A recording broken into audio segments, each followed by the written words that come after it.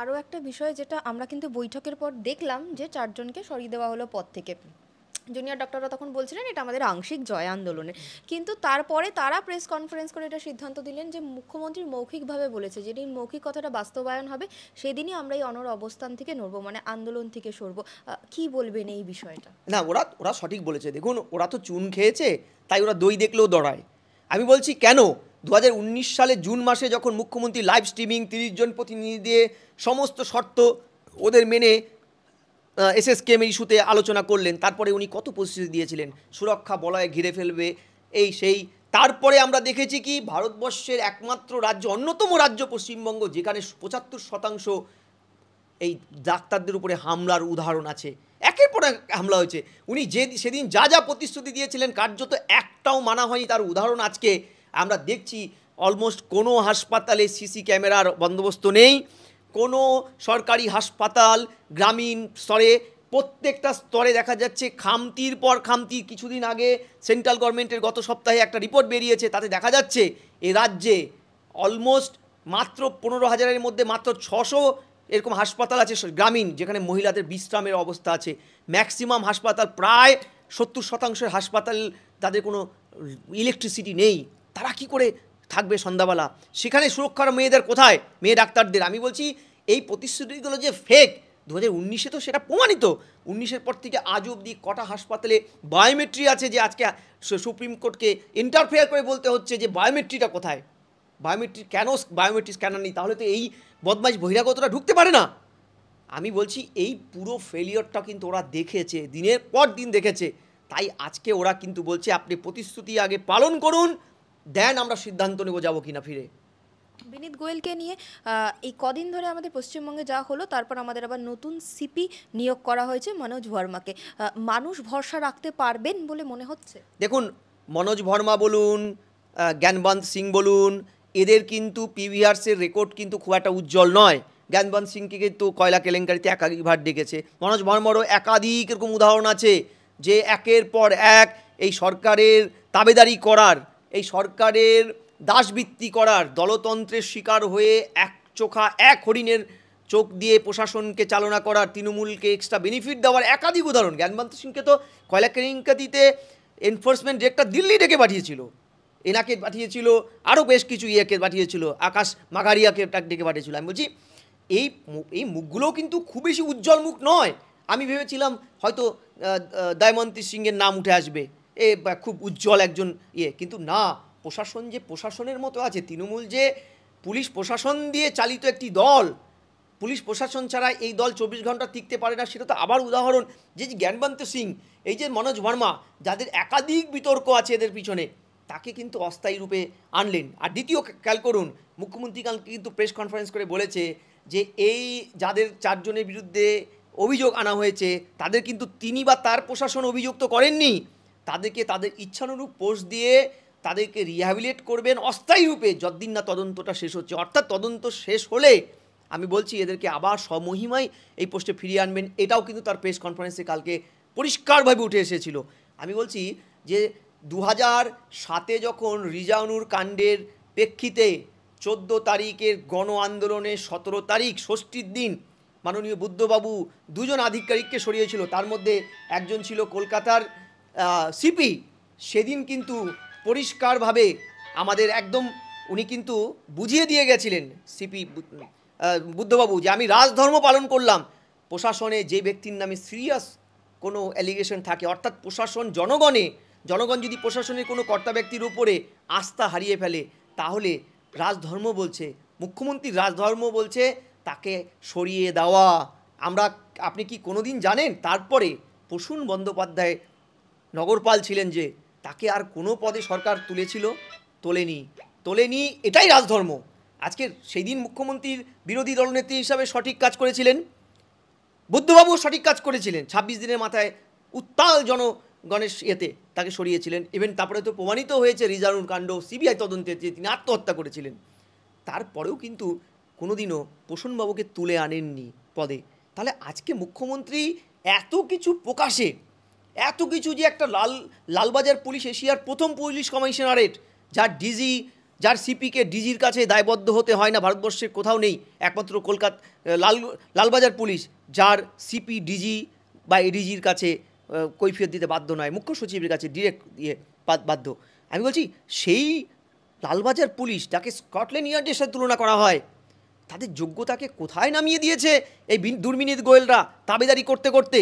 আমি বলছি তারপরেও, এত কিছুর পরেও বিনীত গোয়েল যেখানে প্রকাশ্যে ট্যাম্পার করেছে, আমি বলছি আমার কথা নয়, হাইকোর্ট সুপ্রিম কোর্টের কথা নয়, আপনারা দেখুন যে ডিসি সেন্ট্রাল ইন্দিরা মুখোপাধ্যায় যে প্রেস কনফারেন্সগুলো করেছিল সেখানে ক্রপ করা ভিডিও দেখিয়েছে, সেখানে লাল জামা পরা একজন ব্যক্তিকে বলেছে আনিসুর রহমান তাদের গোয়েন্দাদের নাকি কি ফিঙ্গারপ্রিন্ট এক্সপার্ট।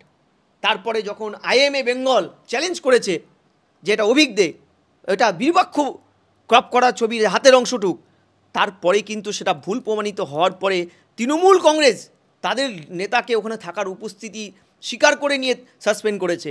কিন্তু পুলিশ কিন্তু পাল্টা তাদের এই ভুল, ইচ্ছাকৃত ভুলের জন্য ক্ষমা চায়নি এবং কোনো বিভাগীয় তদন্ত এদের বিরুদ্ধে শুরু হয়নি, হবে না আমি জানি, কারণ এরা লার্জার কনস্পিরেসির একটা পার্ট হিসেবে কাজ করেছে, করে যাচ্ছে। আজকে উত্তাল জনগণ এর আন্দোলন এবং আজকের এই সুপ্রিম শুনানির কথা চিন্তা করে প্রশাসন এটা পলিটিক্যাল কালকে খেলাটা খেললো শেষ মুহূর্তে, এটা জাস্ট পলিটিক্যাল খেলা। নাহলে সুপ্রিম কোর্টে জানাতে হবে আমরা কত দায়িত্বর সাথে কাজটা করেছি। আমরা দেখেছি চাকরি চুরি হয়ে যাওয়া যোগ্য প্রার্থীরা যখন বারবার ভোটের সময় মুখ্যমন্ত্রী কুণাল ঘোষ, অভিষেক বন্দ্যোপাধ্যায় ডেকে আলোচনার নামে একটা পলিটিক্যাল ডকুমেন্টস তৈরি করে সুপ্রিম কোর্ট বা হাইকোর্টে দেখিয়েছে বা ভোটের ফায়দা লুটেছে, আখিরে ওদের সমস্যা আজও সমাধান হয়নি, তারা মাতঙ্গিনী হাজরা বা শহীদ মিনারের ইয়েতে বসে আছে এখনও পর্যন্ত। একই খেলা কালকে কিন্তু হয়েছে, এদের ডেকে নিয়ে এসে জাস্ট একটা পলিটিক্যাল খেলা খেললো, একটা ডকুমেন্টস তৈরি করে সুপ্রিম কোর্টে আজকে প্লেস করলো, এটা শেষ রক্ষা হয়নি সেটা আলাদা জিনিস। এই খেলাটা কিন্তু তারা খেলে, তারা আন্তরিক নয় ব্যবস্থাটাকে সুস্থ করতে। আমি স্পেসিফিক বলছি, এই চারজনের সরিয়ে দেওয়াটাই কি সমাধান? স্বাস্থ্যের মতন এসেন্সিয়াল কমিউনিটিতে এত বড় মাপের দুর্নীতি, এই দুর্নীতিটা কি এদের চারজনকে সরিয়ে দিলে সমস্যার সমাধান হবে? আপনার প্রশ্ন ওঠে না যে West Bengal medical council, Paschimbanga সরকারের মেডিকেল কাউন্সিল, তারা আজকে বলেছে 3 দিনের দিন 72 ঘন্টার মধ্যে সন্দীপকে শোকস যেটা করেছিল 7ই সেপ্টেম্বর, 3 দিনের দিন উত্তর দিতে হবে, স্যাটিসফ্যাক্টরি উত্তর না দিলে বা উত্তর না দিলে তার রেজিস্ট্রেশন বাতিল করা হবে। আজকে 240 ঘন্টা হয়ে যাওয়ার পরেও তার বিরুদ্ধে রেজিস্ট্রেশন বাতিলের কোনো একটা স্টেপ নিয়েছে শুনেছেন কি? আচ্ছা, উত্তরবঙ্গের মুখ হিসাবে উত্তরবঙ্গ লবি মেডিকেলের একাধিক নাম তাদের বিরুদ্ধে একটা ব্যবস্থা নেওয়া হয়েছে। অভিজিৎ রায় মেজকর্তা, উত্তরবঙ্গে আমি উত্তরবঙ্গের বাসিন্দা, আমি জানি ওখানে মেজকর্তা নামে পরিচিত উনি আর ওনার ছেলে সত্রিক, তারপরে এন্টায়ার ব্যবস্থাটার মেঘনাথ কে এসপি দাস, শ্যামাপদ দাস, তার বিরুদ্ধে ব্যবস্থা নিয়েছে। প্রত্যেকটা মেডিকেল কলেজে যে এই থ্রেট কালচারটা করেছে তৃণমূল কংগ্রেসের ছাত্র ইউনিয়নের ছত্রছায়ায় ডাক্তাররা, তাদের বিরুদ্ধে কয়জনের বিরুদ্ধে ব্যবস্থা নিয়েছে? সাসপেন্ড কি সাসপেন্ড কি খায় না মাথায় দেয়? সাসপেন্ড কোনো শাস্তি নয়, বরং সাসপেন্ড হচ্ছে একটা, আমার হিসাবে সুপ্রিম কোর্টের অর্ডারে সাসপেন্ড হচ্ছে একটা অ্যাওয়ার্ড। আপনি বসে বসে জনগণের ট্যাক্সের টাকায় বেতন পাবেন, আর 3 মাস পরে যদি সরকার এই সাসপেন্ডের এগেনস্টে কোনো ব্যবস্থা না নেয় তাহলে ওরা ক্লিন চিট পেয়ে সুন্দরভাবে এসে কাজে জয়েন করবে। ঠিক তাই তো করেছে। আচ্ছা বলুন তো, রাজ্যের প্রশাসন এই যে এত ঘটনা, এত টানাপোড়েন, তারপরে এই যে সন্দীপকে কোনো রকম ব্যবস্থা নিয়েছে, সন্দীপের বিরুদ্ধে কোনো পদক্ষেপ কি আপনারা দেখাতে পারবেন অফিসিয়ালি? নেয়নি। শুধু তাই নয়, আপনি ভাবুন যে অভিজিৎ মণ্ডল ওসি সিএমআরআই থেকে রিফিউজ হয়ে কোঠারি থেকে রিফিউজ হয়ে বেলভিউ থেকে রিফিউজ হয়ে উডল্যান্ড হয়ে ঘুরে 12টা নার্সিংহোম ঘুরে গিয়ে সরকারি অফিসারদের মদতে, স্বাস্থ্য দপ্তরের মদতে একটা সরকারি হাসপাতালে ভর্তি হলো কিছু না হওয়ার পরেও, তার হয়ে মুখ্যমন্ত্রী ব্যাট করছেন। আমি বলছি এদেরকে প্রত্যেককে বাঁচানোর জন্য এখনও মরিয়া চেষ্টা করছে, তার প্রমাণই হচ্ছে এই যে সোকল সাসপেন্ড। জানেন আমাদের সরকারি ভাষায় সাসপেন্ড মানে তাকে রিওয়ার্ড দেওয়া, সাসপেন্ড, হ্যাঁ, ইনসেন্স, অর্থাৎ তাকে বসিয়ে বসিয়ে বেতন দেওয়ার একটা জনগণের এই সমস্ত দাবি দেওয়া, এই ক্ষোভ বিক্ষোভ থেকে তাকে মুক্ত করা। তা না হলে এদেরকে ইমিডিয়েট বরখাস্ত করে এদের বিরুদ্ধে মামলা করা উচিত ছিল। আমি শুধু বলছি না, যদি রাজধর্ম মুখ্যমন্ত্রী মানতেন তাহলে এই কাজটা করতেন, বরং তা না করে তিনি কি করলেন, একের পর এক জনগণকে উস্কানো শুরু করলেন। আপনি খেয়াল করে দেখুন যে তৃণমূলের নেতৃত্ব থেকে শুরু করে তৃণমূলের একাধিক মন্ত্রী বিধায়ক হমকি চমকি দিচ্ছেন। মুখ্যমন্ত্রী বলছেন তোমরা চুপচাপ থাকবে, তোমাদের সেন্সাস করলাম, এই আন্দোলন নিয়ে কিছু বলবে না। কিন্তু গড়ে প্রতিদিন 3 থেকে 4 জন এইরকম নেতা মন্ত্রীদের আপনারা প্রেস কনফারেন্স আর্কাইভ থেকে বের করে দেখান, ধমক চমক দেওয়ার পরেও তাদের বিরুদ্ধে কোনো ব্যবস্থা হয়েছে। অর্থাৎ মুখ্যমন্ত্রী, তার দল, তার প্রশাসন এখানে ডুয়েল মেকানিজম নিয়েছে, কি সাপ হয়ে ছোবল মারা, ওঝা হয়ে ওই তাবিজ পরানো, এই ফর্মুলাটা।